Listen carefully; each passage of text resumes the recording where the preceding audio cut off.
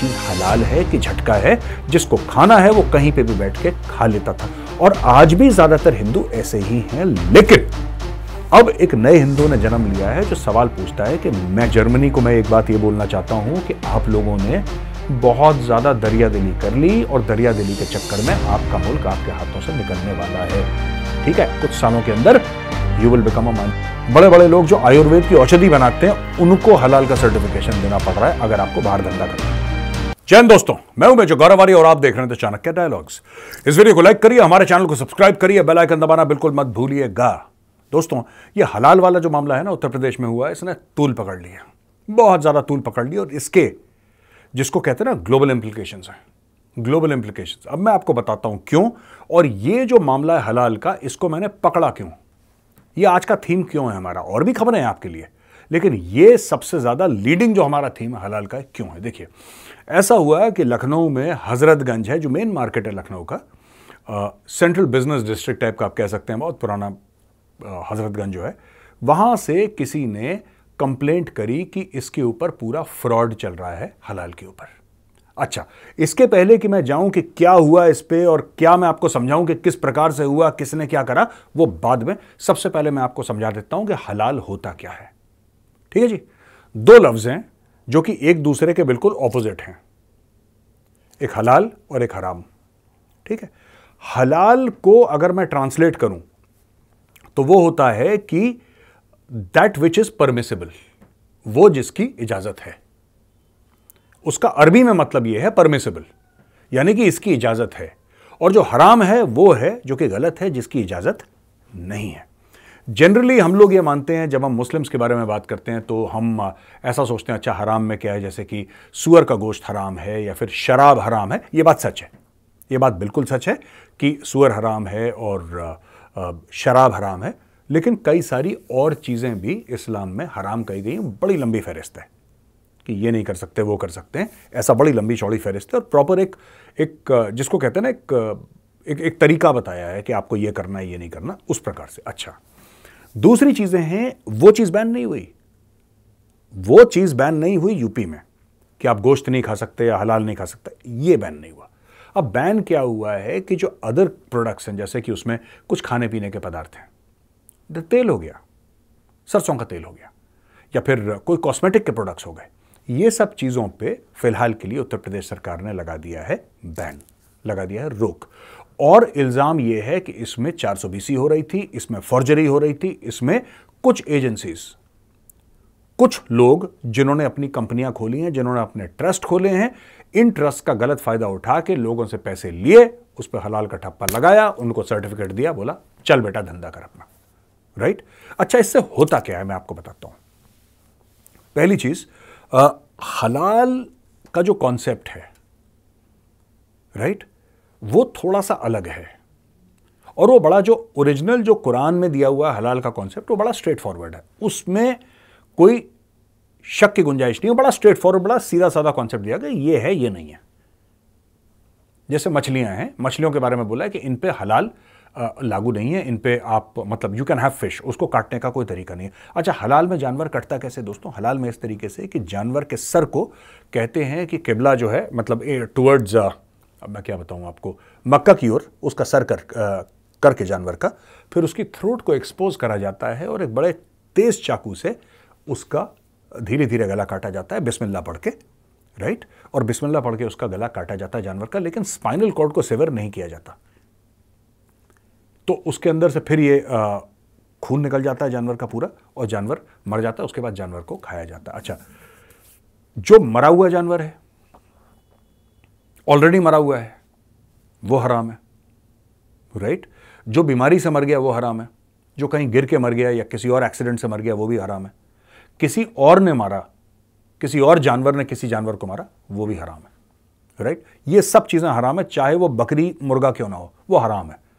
हलाल खाने का सिर्फ एक ही तरीका है कि उसका प्रॉपर चाकू से उसका बिस्मिल्लाह करा जाए। अच्छा, अब गोश्त जो है, मीट है, आप इसको रखिए सेपरेट, आप इसको कोने में रखिए। अब आ जाते हैं दूसरी चीजों में। दूसरी चीजों पे क्या कहते हैं जो बड़े बड़े जो मौलाना मौलवी हैं, जो जानते हैं इस्लामिक लॉ, उनका कहना है, और ये बातें रिलीजियस टेक्स्ट में भी लिखी गई हैं इस्लाम में, कि कोई भी चीज बने वो शरिया के मुताबिक बनाई जाए। पर ऐसा है दोस्तों कि कई सारी चीज थी जो उस जमाने में आज से 1400 साल पहले एग्जिस्ट नहीं करती थी। नहीं करती थी तो नहीं करती थी, था ही नहीं, किसी के लिए भी नहीं था। ऐसी बात नहीं कि मुसलमानों को, हिंदुओं के लिए भी नहीं था, ईसाइयों के लिए भी नहीं था, यहूदियों के लिए भी, वो था ही नहीं किसी के लिए। It was not there at all. जैसे कि लिपस्टिक, लिपस्टिक नहीं एग्जिस्ट करती थी। अब इस पर बहस हो सकती है, राइट। चिप्स जो थे, जिस तरीके से आप मॉडर्न चिप्स खाते हैं, वो एग्जिस्ट नहीं करता था। हाँ, ऑयल एग्जिस्ट करता था। तो देखिए, दो चीजें हैं इसमें। क्या है कि हलाल सर्टिफिकेशन देगा कौन? हलाल सर्टिफिकेशन, क्या हलाल सर्टिफिकेशन कोई हिंदू दे सकता है? No, not at all. Hindu के हाथ से काटा हुआ बकरा हलाल माना जाएगा? Not at all.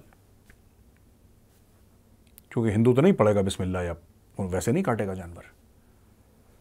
तो हलाल के लिए फर्स्ट ऑफ ऑल ये एक प्रकार की इस्लामिक इकोनॉमी है, हलाल की इकोनॉमी।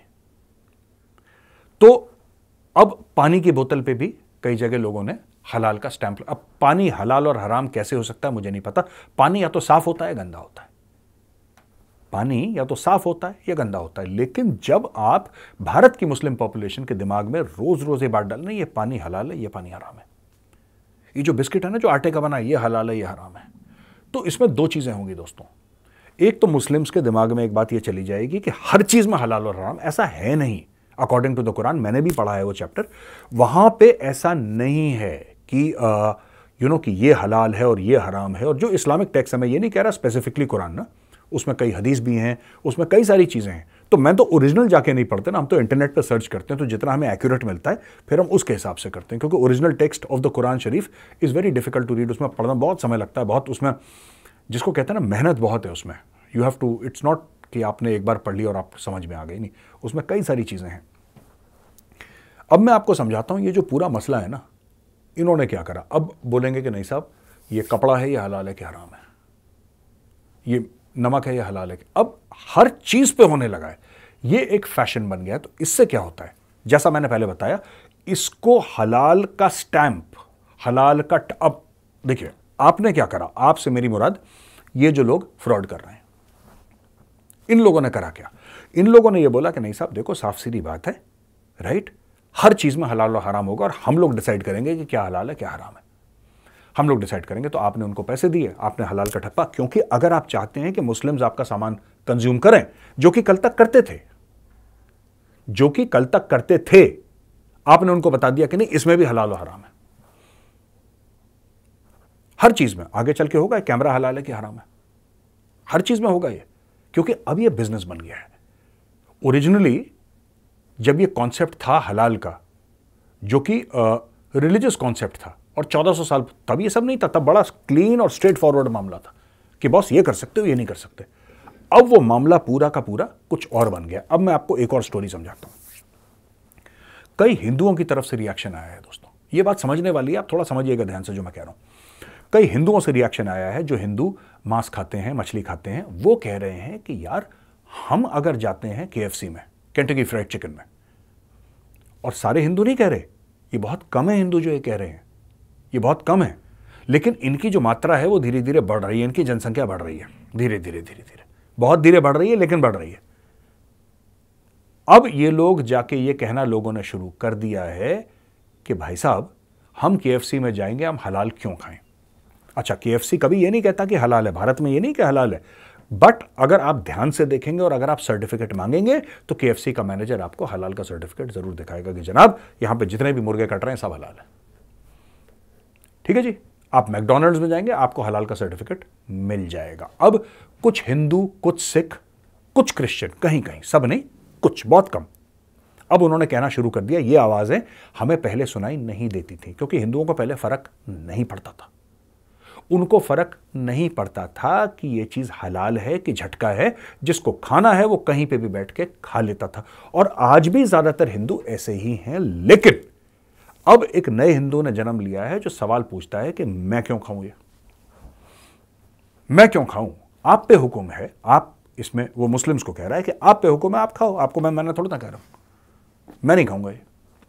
अब ये क्या हो रहा है कि ये जो सब लोगों की होड़ लगी थी सर्टिफिकेट लेने की हलाल कि हलाल का सर्टिफिकेट मिल जाए, हमारा माल बिक जाए, हलाल का सर्टिफिकेट मिल जाए, चाहे वो नॉन मुस्लिम की दुकान हो, क्योंकि मुस्लिम है वो तो हलाल रखेगा ही रखेगा, ये अंडरस्टूड है, ये अंडरस्टूड है। अगर आप जैसे फॉर एग्जांपल पुरानी दिल्ली में करीम में जाएंगे तो जाहिर सी बात है उसके पास हलाल होगा ही होगा यार, उसके वो थोड़ा ना झटका कर रखेगा, वो तो हलाल का ही रखेगा। लेकिन जो ऐसी और चीज़ें हैं ना, आप डोमिनोज में चले जाएं या कुछ ऐसे हैं, या फिर कहीं जगह जहाँ पे हिंदू पकाते हैं गोश्त या सर्व करते हैं, तो वहाँ पे most people keep a certificate, क्योंकि मुस्लिम क्लाइंट्स आते हैं तो उनको ये दिखाना पड़ता है कि साहब ये हलाल है इंडिया में। मैंने खुद देख रखा है वो सर्टिफिकेट। यार इसमें क्या हो गया कि नाउ हिंदूज, सम हिंदूज, मैं फिर कह रहा हूं कम है लेकिन हैं, और वो मात्रा बढ़ रही है। Now they have started saying that हम नहीं जाएंगे, हम इसके ऑल्टरनेटिव ढूंढ रहे हैं। मैं आपको छोटी सी बात सुनाता हूं। आपने कभी जैन रेस्टोरेंट सुना है? जैनियों के रेस्टोरेंट होते हैं, आपको पता है? जैन रेस्टोरेंट आपको अमेरिका में मिल जाएंगे। बड़ी इंटरेस्टिंग चीज है। आपको पता है जैन रेस्टोरेंट होते क्यों हैं? जैन रेस्टोरेंट इसलिए नहीं होते क्योंकि जैनी एक किस्म का ही खाना खा सकते हैं, that is not the reason. Jain restaurant इसलिए होते हैं क्योंकि जैनी अपने धर्म पे कॉम्प्रोमाइज नहीं करते। मैं क्या बोलने की कोशिश कर रहा हूं समझिए। जो जैन हमारे भाई बहन हैं वो अपने धर्म पे कॉम्प्रोमाइज नहीं करते, और ये अच्छी बात है, करना भी नहीं चाहिए। वो नहीं करते कॉम्प्रोमाइज। अगर उनको लगेगा कि ये चीज हमारे लिए मना है वो नहीं खाएंगे, और उन्होंने रेस्टोरेंट्स बना लिए अपने। अब सारे जैनियों को पता है कि अगर हमें खाना खाना है और हमें एक प्रकार का खाना खाना है या जैनी फूड खाना है तो आपको उधर जाना है। आप फ्लाइट्स पे मांग सकते हैं जैनी फूड, जबकि जैनियों की जो तादाद है वो बहुत कम है। जैनियों की तादाद बहुत कम है, बहुत कम है, वो कम्युनिटी बहुत छोटी है। लेकिन जैनियों ने एक चीज दिखाई है दुनिया को, अगर आप अपने उसूल के पक्के हो तो दुनिया आपके सामने झुकती है, आपको किसी के सामने झुकने की जरूरत नहीं है। यही स्टोरी है बस जैनियों की, ठीक है। उन्होंने बोला ठीक है यार, ये हमारे जैन धर्म से अग्री नहीं करती चीजें हम नहीं खाएंगे, हम भूखे सो जाएंगे यार, कोई दिक्कत नहीं है, पानी पिया सो गए। जब आपका ये एटीट्यूड होगा तो दुनिया आपके सामने झुकेगी, जो कि उन्होंने झुका दिया। अब मैं आपको बता रहा हूं, मैं किसी को नहीं कह रहा कि कोई झुकाए जिसको, लेकिन ये जो हलाल वाली चीज है दोस्तों, ये इतनी आम हो गई है, इतनी ज्यादा आम हो गई है, एटलीस्ट भारत में, विदेश का मुझे नहीं पता, हर चीज में। ये कोई मुझे बता रहा था हल्दीराम में भी चक्कर शुरू हो गया है, बोला कि हलाल का सर्टिफिकेट है। हल्दीराम तो प्योर वेजिटेरियन जगह है, प्योर वेजिटेरियन जगह है।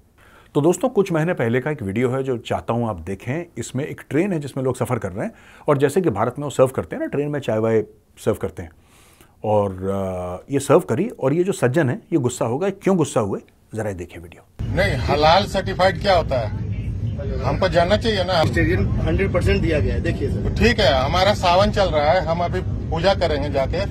ये हलाल सर्टिफाइड क्या होता है? इसमें कोई भी ऐसा चीज नहीं दिया गया आपको कि जो नॉन वेजिटेरियन है। एक पूरा वेजिटेरियन आपको दिया गया है। चाय वेजिटेरियन ही होता है सर, कहीं का भी चाय पीसेगा आप आइंदा से ख्याल रखिए, हमारा सेंटिमेंट है, रिलीजियस सेंटिमेंट है। इस तरह का सर्टिफिकेशन किसी का रिलीजियस प्योर वेज चाय है, रिलीजियस सर्टिफिकेशन हमको नहीं चाहिए। दोस्तों ये इनका ये कहना है कि सावन चल रहा है। बहुत हिंदू हैं जो सावन में बहुत परहेज करते हैं यार, बहुत ज्यादा परहेज करते हैं हिंदू, पूजा पाठ दिन भर, और करना भी चाहिए, उनका फेथ है। तो हिंदूज बहुत परहेज करते हैं सावन में, कई कुछ नहीं करते, कुछ करते हैं। लेकिन अच्छा, जिनका सावन चलता है ना, दे आर वेरी पर्टिकुलर। उनकी जो दिनचर्या है चेंज हो जाती है, फिर दे बिकम वेरी पर्टिकुलर, फिर वो सावन चल रहा है। अब इशू क्या हुआ कि ट्रेन में आपने वीडियो में देखा कि चाय जो देते ना, tray they give U T and snacks and all that, तो उसमें वो चाय वाले उसमें लिखा हुआ था कि भाई ये हलाल है, एंड दिस पर्सन ऑब्जेक्टेड। उसने बोला ये हलाल क्यों है यार? कह रहे नहीं साहब ये प्योर वेजिटेरियन। अब देखिए ना, प्योर वेजिटेरियन चीज है, उसमें हलाल और चाय कैसे हलाल और हराम हो सकती है? यानी कि जानबूझ के कोई लोग हैं मिलके जो ये ठप्पा लगाते हैं, एजेंसी वाले जो हलाल का सर्टिफिकेशन देते हैं, ये जानबूझ के हर चीज में हलाल नॉन हलाल, हलाल नॉन हलाल, और ये बाय डेफिनेशन ये है कि अगर ये हलाल नहीं है तो ये हराम है। आप समझ रहे हैं? क्योंकि हलाल का दिन का उल्टा क्या होता है? रात होती है ना, दिन का उल्टा रात होता है। उसी प्रकार से हलाल का उल्टा हराम होता है। जो चीज हलाल नहीं है ठीक है, मैं ये नहीं कह रहा कि 110% आप ये लोगे हराम ही है, लेकिन अगर हलाल नहीं है तो लोग उसको कंज्यूम नहीं करेंगे और अपने आप वो हराम बन जाएगी कि इससे परहेज करो यार, इससे दूर रहो। तो ये सोचने वाली बात है। ये चीज कहां जाके रुकेगी? पानी तक पहुंच गई है बात, पोटैटो चिप्स तक पहुंच गई है बात, हल्दीराम तक पहुंच गया। हल्दीराम जहां पे भाई साहब अंडा नहीं मिल सकता आपको, हल्दीराम में नहीं मिलेगा, उनके मेन्यू में है ही नहीं, प्योर वेजिटेरियन हल्दीराम। वहां पे बड़े बड़े लोग जो आयुर्वेद की औषधि बनाते हैं उनको हलाल का सर्टिफिकेशन देना पड़ रहा है अगर आपको बाहर धंधा करना है। तो मैं एक बात आपसे यह पूछना चाहता हूं कि ठीक है यार, जो मुस्लिम भाई को जो खाना है खाए यार, आपको जैसे खाना है खाए, आपको हलाल खाना है जरूर खाए, लेकिन जो हिंदू कह रहा है कि उसको हलाल नहीं खाना, हमें उसकी भी बात सोचनी है। We have to think about him also, क्योंकि फिर अगर वो कहता है मुझे नहीं खाना, फिर उसकी भी चॉइस है, जैसे आपकी चॉइस है उसकी भी चॉइस है। पहली बात ये। दूसरी चीज ये कि ये जो चीज है हलाल वाली, ठीक है, मैं सवाल पूछना चाह रहा हूं आपसे और मैं चाहता हूं कि आप यहां पे ना नीचे आप थोड़ा सा इसके ऊपर अपने कमेंट्स डालें कि ये बात रुकेगी कहां पे जाके। क्या इसका बैकलैश होगा? क्या हिंदू समाज से कुछ लोग उठ के आएंगे, बोलेंगे कि नहीं साहब, अगर इस पैकेट पे हलाल लिखा है तो हम नहीं खरीदेंगे उसको? क्या ऐसा हो सकता है? मुझे नहीं पता क्या हो सकता है। मुझे लगता है कि जिसकी जो चॉइस है उसको खाने देना चाहिए और सबका एक अपनी चॉइस होती है। अगर चिप्स का पैकेट है, अगर कोई कहता है कि साहब इसमें हलाल है लिखा हुआ तो मैं नहीं खाऊंगा, उसकी मर्जी। जो कहता है कि नहीं साहब मैं चिप्स के पैकेट को तभी खरीदूंगा और खाऊंगा अगर उसको हलाल लिखा हुआ है, तो उसकी मर्जी। सबकी मर्जी चलना तो भाई। अच्छा, तो दोस्तों अब आते हैं हम दूसरी खबर पे। दोस्तों ये खबर आई है जर्मनी से, और जर्मनी में तालिबान का एक बंदा पहुंच गया ऑफिशियल। तालिबान का जर्मनी में कोलोन एक जगह है, वहां पे एक मस्जिद है। सो अब्दुल बरी उमर वो ऑफिशियल है, तो तालिबान रन हेल्थ अथॉरिटी है अफगानिस्तान में, वो उसको बुलाया गया वहां से। अब उसको वहां से बुलाया गया और टर्किश ऑर्गेनाइजेशन है, ठीक है जी, जो ये काम कर रही है। तो तुर्किश एक ऑर्गेनाइजेशन है जो कि एक इस्लामिक ऑर्गेनाइजेशन है, उसने तालिबान वाले को बुलाया, बोला जर्मनी में। अब जर्मनी वाले हो हल्ला कर रहे हैं। वो कह रहे हैं कि no one should offer radicals a platform in Germany. The interior minister Nancy Faeser ने बोला कि किसी को, जो होम मिनिस्टर है उनके, वो लेडी हैं, महिला हैं, उन्होंने बोला। तो दितिब करके जो ऑर्गेनाइजेशन है, फिर उन्होंने अर्ज करा दितिब को, जो टर्किश इस्लामिक एसोसिएशन है, कि आप हमें बताइए, आप एक्सप्लेन करिए, आप जवाब दीजिए इस सवाल का कि ऐसा कैसे हो सकता है कि इस तरीके से आपने उसको इनवाइट करा और आपने उसको यह प्लेटफॉर्म दिया। डिटिब ने बोला कि हमारी कोई प्रॉक्सिमिटी नहीं है, even spiritual to the Taliban. हम तालिबान को, अरे यार एक बात बताओ, ये जो टर्किश इस्लामिक एसोसिएशन है ना, ये झूठ बोल रहे हैं। तो दोस्तों अब मैं आपको बताता हूं कि ये जो डिटिब है, ये टर्किश ऑर्गेनाइजेशन, मुस्लिम ऑर्गेनाइजेशन, ये चोर है, चुट्टे हैं एक नंबर के, ठीक है ना। ये हमास वाला खेल खेल रहा है। कैसे खेल खेल रहा है? आपने जिस तालिबान के बंदे को बुलाया उसके पास पासपोर्ट होगा, चलो अफगानिस्तान का मैं कह रहा हूं डुअल पासपोर्ट होगा, किसी और देश का भी होगा उसके पास, ठीक है। मुझे नहीं पता अफगानिस्तान का क्या कानून है, लेकिन होगा, मैं मान के चलता हूं, क्योंकि वो जर्मनी के अंदर घुस आया। आपने उसको बुलाया, आपने उसको जगह दी आपने मस्जिद में, जो आप रन कर रहे हैं। आपसे मेरी मुराद डिटिब, जो कि तुर्किश इस्लामिक एक ग्रुप है, उसने बुलाया और आपने तालिबान वाले को खड़ा कर दिया। फिर आप कहते हैं कि नहीं, हमारा तो इनसे कोई लेना देना क्यों नहीं है भाई? तुम्हें और कोई मौलवी नहीं मिला पूरी जर्मनी में? तुम्हें पूरे सऊदी अरब में कोई मौलवी नहीं मिला? तुम्हें किसी मुस्लिम देश में कोई मौलवी नहीं मिला? तुम्हें मिला, अगर तुम्हें मिला तो तुम्हें एक बंदा मिला। कौन? तुम्हें मिला एक तालिबान का बंदा। दोस्तों मैं आपको बताता हूं कि ये कई ऐसे जो रेडिकल इस्लामिस्ट संगठन है, मैं मुसलमान संगठनों की बात नहीं कर रहा, देयर इज अ डिफरेंस, फर्क है। मैं रेडिकल इस्लामिस्ट संगठन, ये हर जगह चाहते हैं कि हमास का, तालिबान का, इसका फैलावा हो। उनका एम यही है, जिहाद फी सबीलिल्लाह। ये क्यों? आप तालिबान वाले को बुला रहे हैं वहां पे, आप प्लेटफॉर्म दे रहे हैं, दुनिया रिकॉग्नाइज नहीं कर रही तालिबान को, आप इनवाइट कर रहे हैं, क्यों? जर्मनी को मैं एक बात ये बोलना चाहता हूं कि आप लोगों ने बहुत ज्यादा दरियादिली कर ली और दरियादिली के चक्कर में आपका मुल्क आपके हाथों से निकलने वाला है, ठीक है। कुछ सालों के अंदर you will become a minority, ठीक है जी। आपकी वाट लगने वाली, बहुत तगड़े वाली। समझना जो मैं कह रहा हूं, मेरी बात का बुरा लगे तो माफी, लेकिन मैं आपको बात बता रहा हूं, जिस तरीके से यूरोप चल रहा है ना, इनको सरप्राइज मिलने वाले, इतने तगड़े इनको सरप्राइज मिलने वाले कि इनको पता नहीं लगेगा कहां से मिसाइल आई और कहां गिरी। एक कहावत थी फौज में, बहुत पुरानी, मुझे किसी ने बताई थी, ज्यादा वेलफेयर करोगे तो फेयरवेल हो जाएगा, ठीक है जी, यही मैं आज आपको बात बताना चाह रहा हूं। अब दोस्तों हम आते हैं क्वेश्चन एंड आंसर्स पे। तो ये हमारे पास 3 सवाल हैं। डॉक्टर हर्षल मेहता, शुभ मंगलवार, जय हिंद। अरे वाह, शुभ मंगलवार। हाँ हर्षल, कैसे हो भाई? सब ठीक ठाक? अभी ये कह रहे हैं कि इंडियन आर्मी के पास 14 कोर हैं और 37 इन्फेंट्री डिवीजन हैं, जिसमें से 4 स्ट्राइक कोर हैं और div holding corps and div mountain strike corps and mountain div to take back POK and GB. Looking to the area size, according to you approximately how much offensive operational army unit strength and deployment shall require for a large scale mobilisation. देखिए, आप ये कह रहे हैं कि army के पास इतने core हैं, इतने इन्फेंट्री डिवीजन हैं, इतने होल्डिंग कोर हैं, इतने माउंटेन स्ट्राइक कोर हैं, इतने माउंटेन डिवीजन हैं। आप ये कह रहे हैं कि कितने offensive operational army unit strength आपको रिक्वायरमेंट है इतना लार्ज स्केल मोबिलाइजेशन की। मैं हर्षल आपको एक बात बता दूं, ये सवाल आप गलत बंदे से पूछ रहे हैं। जब मैंने फौज छोड़ी थी ना, मैं कंपनी कमांडर था, मेरे अंडर थे 120 लोग। अब यार, जिस बंदे ने 120 लोग कमांड कर रहे हो, आप उनसे बोलो कि साहब आप पूरा 5 लाख का ब्यौरा दे दो, मैं कैसे दे दूंगा आपको 5 लाख का ब्यौरा? And this is something I don't think anybody, उसकी कोई भी सीनियरिटी, मुझे तो इसका आंसर नहीं पता है वेरी ऑनेस्टली, लेकिन मुझे नहीं लगता कि किसी की भी सीनियरिटी होगी फौज में, वो ये बता पाएंगे। अब पीओके, ठीक है, पीओके की बात करते हैं। पीओके के इस तरफ हमारे कितने कोर हैं? 14, 15, 16। 14 लद्दाख वाला, वो पूरा कारगिल द्रास वाला एरिया, ठीक है। 16 साउथ ऑफ पीर पंजाल, पूरा जम्मू वाला एरिया। 15 कश्मीर वैली। यही है पीओके के। अब इसमें आपके 3 कोर तो ये रहे, यानी कि 3 कोर यानी कि नदन कमांड हो गया। ऑलराइट, अब जब आप ऑफेंसिव ऑपरेशन में जाते हैं पहाड़ में, ये मैं बेसिक बात कर रहा हूं आपको, प्लेटून की, सेक्शन की, कंपनी की। जब आप ऑफेंसिव ऑपरेशंस पे जाएंगे, जब आप अटैक पे जाएंगे, क्योंकि आपको अटैक करना पड़ेगा। अगर आपको पहाड़ी ऊपर चढ़नी है तो हम लोग मानते हैं कि 1:9 का रेशियो होना चाहिए, यानी कि अगर पहाड़ के ऊपर 1 पाकिस्तानी फौजी खड़ा है तो नीचे से 9 हिंदुस्तानी फौजी असॉल्ट करेंगे। उसका कारण क्या है? उसका कारण यह है कि एक तो खड़ी चढ़ाई आप धीरे धीरे चढ़ेंगे और ऊपर से फायरिंग भी होगी। क्या आपको लगता है कि 9 के 9 ऊपर पहुंच पाएंगे? नहीं ना, कैजुअल्टीज होंगी, जाने जाएंगी, ये बात तय है। क्योंकि माउंटेन्स में ऐसा होता है, एक कहावत है जो हमें बताया जा, हमारे सीईओ ने बताया था हमें, जब when we went to this thing, और जब हम गए थे हाई एल्टीट्यूड में, और जब मैंने हॉज का कोर्स करा था तब भी हमें यही बताया था, माउंटेन्स ईट मैन। जो पहाड़ है ना, वो बंदे खाते हैं, पता नहीं लगता। You can put 1 million man and mountains will eat 1 million man. आपको पता नहीं लगेगा ये लोग कहां गए और कहां से आए, पता ही नहीं लगता। हजारों फुट के पहाड़, कुछ नहीं पता। पूरी आप तो बात कर रहे हो, वहां पे ऐसे गायब हो जाते हैं लोग, पता ही नहीं लगता। So it's very difficult in the mountains. So exactly what man power is required, I don't know. The truth is I don't know, but I know this that this will be man power intensive. Technology लगेगी इसमें, लेकिन hardcore man power intensive होगा, hardcore man power intensive.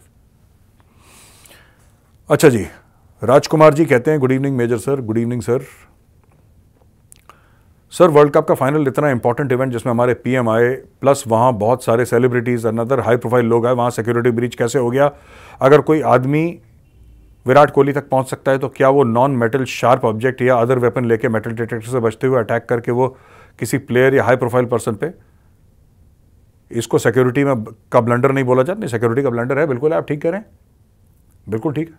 सबसे पहले तो इसकी ना सज़ा होनी चाहिए। देखो, बात यह है कि वो ऑस्ट्रेलियन सिटीजन है, वो जो जॉनथन क्या नाम है उसका, और कहते हैं कि कई बार ऐसे कर चुका है। गुजरात पुलिस को चाहिए उसको उल्टा लटका के पहले उसका स्वागत किया जाए, ठीक है? उसको उल्टा लटका, उसके मुंह में डालो ढोकला और पीछे से गरबा करो, टप, तब उसको पता लगेगा। I don't condone violence, I abhor violence, मैं वायलेंस के खिलाफ हूं सख्त, लेकिन मैं ये कहना चाहता हूं कि you have to make an example of these people. Security breach, इसके ऊपर आई एम श्योर, क्योंकि प्रधानमंत्री थे, नहीं भी होते फिर भी इंक्वायरी होती। अब तो तगड़ी इंक्वायरी होगी और फिर हमें पता लगेगा कि इसका एक्चुअली बना क्या, हुआ क्या। दिव्यांशु कनौजिया, जय हिंद मेजर सर। जय हिंद दिव्यांशु जी, मैं यूपी 70 से हूं। अरे बाबा, मेरा क्वेश्चन ये है कि चाइना की नेवी हमसे सबमरीन में बहुत आगे चल रही है और उनकी सबमरीन टेक्नोलॉजी पर है, वो अपनी पुरानी सबमरीन पाकिस्तान नेवी को एक्सपोर्ट भी कर रहे हैं। हमारे पास न्यूक्लियर अटैक सबमरीन भी किराए पर है और AIP टेक्नोलॉजी भी पूरा नहीं है, तो क्या हमने इस पर चिंता करनी चाहिए? नहीं, ऐसा नहीं है, वी आर बिल्डिंग अप। हमारे जैसे अरिहंत है, दूसरी अरिघात आ रही है हमारी, इट्स अंडरगोइंग ट्रायल्स, और हमारी न्यूक्लियर सबमरीन्स काफ़ी सारी, देखिए मैं बता रहा हूँ आपको कि हमें प्रॉब्लम कहाँ पे हो रही है।